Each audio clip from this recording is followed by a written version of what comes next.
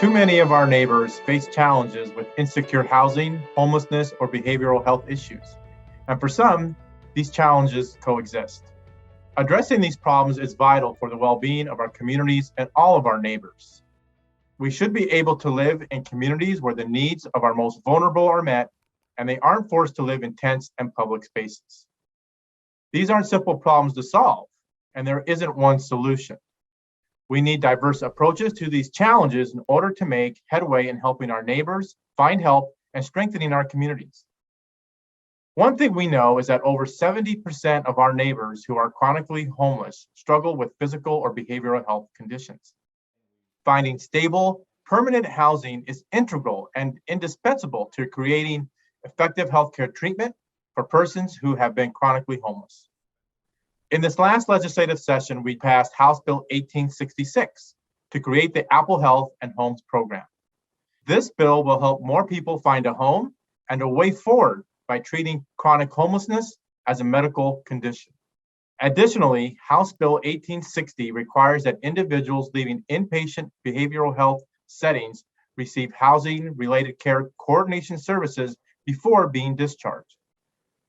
We shouldn't lose this huge opportunity to break the cycle of homelessness by connecting people to housing before they leave a behavioral health care facility. I also believe that no young person should be released into homelessness after they've been in a publicly funded system of care, like foster care, behavioral health treatment, or juvenile rehabilitation. Releasing these individuals into homelessness is cruel, and we can do better. House Bill 1905 provides more services and resources so young people have safe, stable housing as they transition away from a system of care.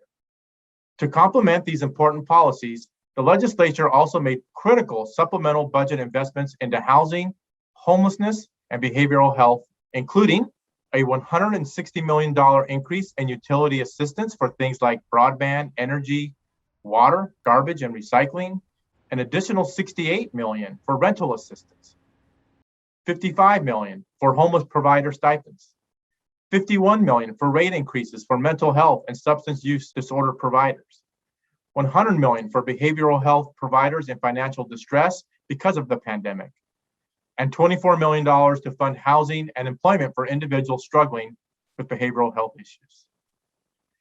As a community and a state, we can do more to support our neighbors who are experiencing homelessness or behavioral health challenges. We need to remember that they are our neighbors and have dignity just like you and me. As neighbors, we should try to make our community a place where everyone can live healthier, more secure lives. All of us want that for our family and neighbors, but we can't do it without finding diverse solutions for these difficult challenges.